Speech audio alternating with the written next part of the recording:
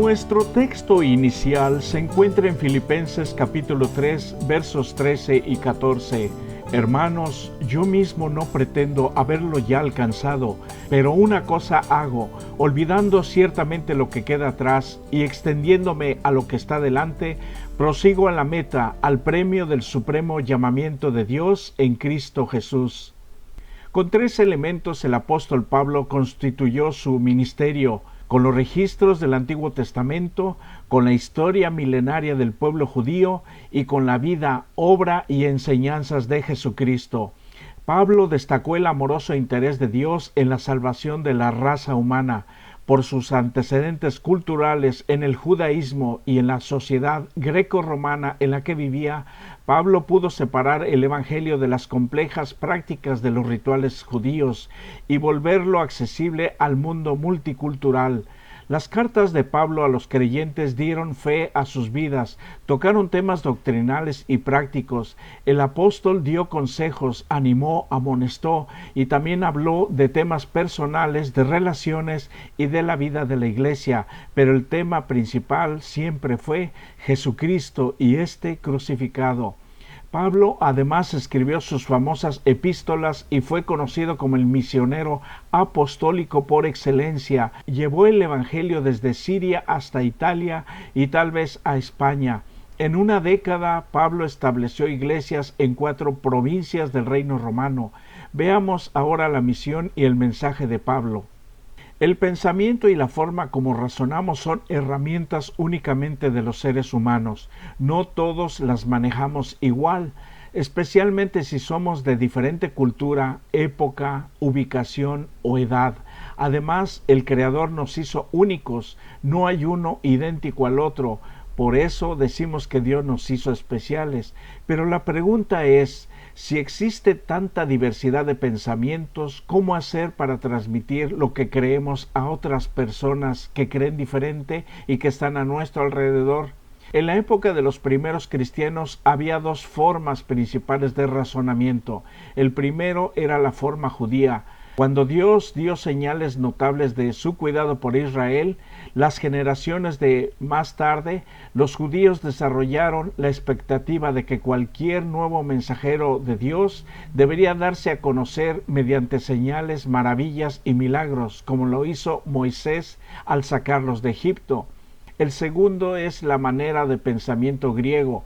Por su herencia filosófica, los griegos buscaban una base racional y científica para sus creencias, algo que pudiera satisfacer la necesidad de sabiduría humana. La forma en que Pablo les anunciaba el evangelio dependía de la gente a la que estaba testificando.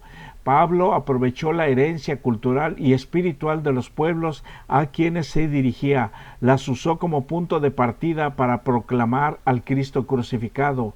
Los que deseaban señales las encontraron en la milagrosa vida y ministerio de Jesús. Los que querían elegancia lógica y racional las encontraron en los agudos razonamientos de Pablo en favor del mensaje del Evangelio. Todos ellos tenían la necesidad de conocer al Cristo y al poder que se manifestó en su resurrección. Cuando Pablo predicaba a los judíos, basaba sus sermones en la historia de Israel, ligando el linaje de Cristo con el del rey David y enfatizando las profecías del Antiguo Testamento que señalaban a Jesús como el Mesías, además de su crucifixión y su resurrección. Es decir, comenzaba con lo que les era familiar, con lo que creían, y desde allí procuraba llevarlos a Jesús. Para los gentiles el mensaje incluía a Dios como único creador, además único salvador, sustentador y además juez. Al haber todos pecado, la salvación es necesaria para todos y solamente es posible a través de Jesucristo. Solo cuando tenemos una experiencia personal con Jesús y vemos la manera tan maravillosa como ha dirigido nuestra vida, tendremos las palabras adecuadas para hablar a otros con certeza de nuestra fe en Él. Como hábil comunicador, Pablo usaba lo familiar para explicar lo desconocido. Tomó elementos del mundo greco-romano para ilustrar la nueva vida en Cristo. Usó 2 ejemplos, a los atletas y a los soldados romanos. La afición por el atletismo captaba al mundo en los tiempos de Pablo, como ocurre hoy. Los antiguos griegos amaban las competencias tipo Olimpiadas celebradas en Grecia. Cada atleta se entrenaba con disciplina y ganaba mayor resistencia, porque su meta era ser coronado al ser el vencedor final. Los soldados del tiempo de Pablo eran reclutados prometiéndoseles la recompensa que recibirían al terminar su periodo de servicio. Todos los soldados además prometían su lealtad incondicional y total al emperador romano, quien en tiempos de conflicto los dirigía personalmente en las batallas. Así que las comparaciones que hizo Pablo entre soldado y cristiano eran similares. Dios nos promete acompañarnos y dirigirnos durante nuestras batallas en esta vida y darnos una corona de vida eterna el día de la victoria final. Entonces cada cristiano promete serle fiel y desarrollar con su ayuda la disciplina para lograr resistencia para vencer el pecado y enseñar así a otros por su ejemplo propio el único camino de salvación a través de Jesús y su sacrificio por nosotros.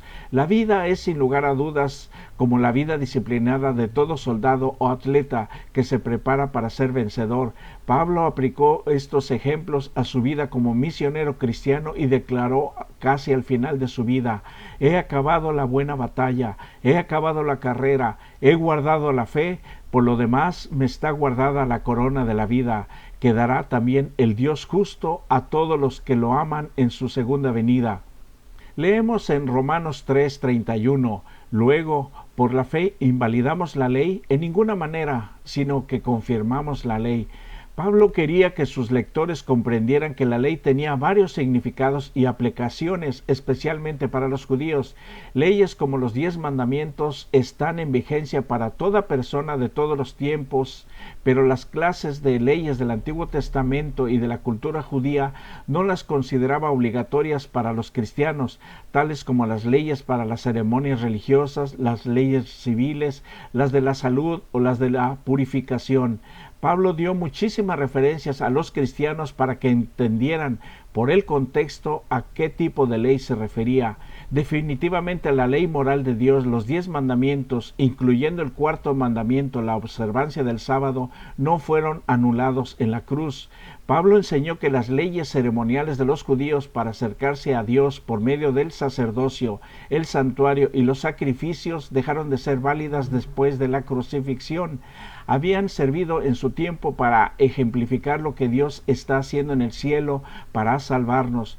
Todo apuntaba al Hijo de Dios, incluyendo al Cordero sacrificado, que al venir a la tierra tuvo su cumplimiento literal y que ahora ya no se necesitaban más. Ahora que Jesús regresó al cielo, Él en persona lleva a cabo la segunda parte del plan de salvación, al ser Él nuestro verdadero sumo sacerdote, intercediendo en el santuario celestial por cada pecador arrepentido, ofreciendo por ellos su propia sangre derramada en el monte Calvario. Por eso entre los cristianos no son necesarios más ni sacerdotes ni santos que intercedan a favor de ellos. En la parte final de su plan de salvación, Jesús va a regresar por sus hijos fieles a Él para llevarlos con Él al cielo. Esa es la máxima esperanza cristiana. La ley moral de Dios, los 10 mandamientos, eran ya conocidos por los israelitas mucho antes de estar en Egipto, pero en su liberación, al estar frente al monte Sinaí, tuvo que recordárselos porque salían de un país donde estuvieron viviendo como esclavos por muchos años. Tanto se aseguró que no los olvidaran que los escribió Dios mismo en tablas de piedra. Ahora Pablo no iba a rebajar la ley que nos enseña lo que es pecado.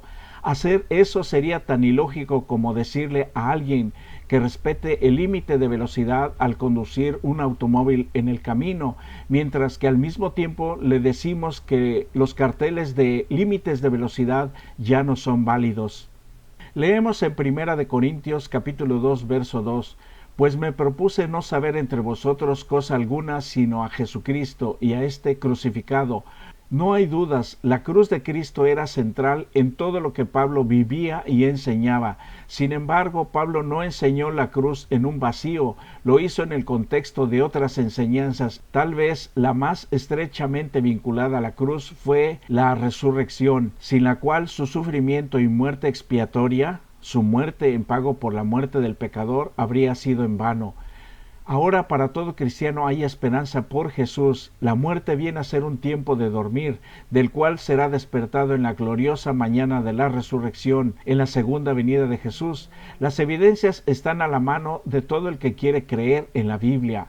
Lamentablemente algunos cristianos se han unido a los no cristianos en su creencia de la inmortalidad del alma. En contra de esta creencia, Pablo escribió en muchas ocasiones que, número 1, solo Dios tiene inmortalidad. Número 2, la inmortalidad es un don de Dios para los salvados al final del tiempo. Y número 3, la muerte es un sueño hasta que Cristo vuelva en su segunda venida.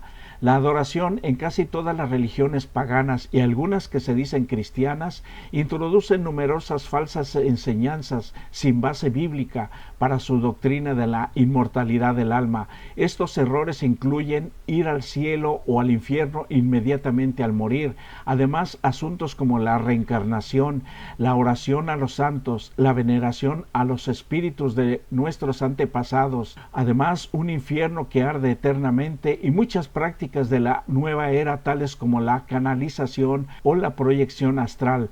A todos estos errores algunos agregan la idea inventada del rapto secreto, causada por salirse del contexto de los registros bíblicos. Dios nos ayude. Solo un correcto análisis y comprensión de la enseñanza bíblica sobre la muerte serán la única protección verdadera contra estos engaños. Pero cuán triste es ver que muchos cristianos son los que más se oponen a esta verdad.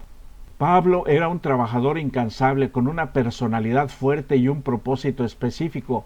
El apóstol creía en el trabajo en equipo, sin embargo, algunas veces tuvo sus conflictos con sus colaboradores. El informe de los escritos paulinos revela que Pablo esperaba que sus compañeros perseverasen en los trabajos y los peligros de su misión. Para Pablo, su equipo constituía una iglesia en miniatura. Deseaba establecer un buen ejemplo, un modelo para imitarse en las misiones futuras. Relaciones responsables pero amantes entre los miembros de equipo fueron el modelo para las iglesias que a menudo se reunían en hogares. El equipo también daba adiestramiento a nuevos evangelistas y misioneros. Por supuesto, a veces las cosas no fueron suaves, como en el caso de Juan Marcos, que provocó la separación con Bernabé, pero al final aún los errores humanos, cuando son cometidos por personas empeñadas en obedecerles, los usa para el avance de su misión. En vez de ser un equipo, ahora eran dos.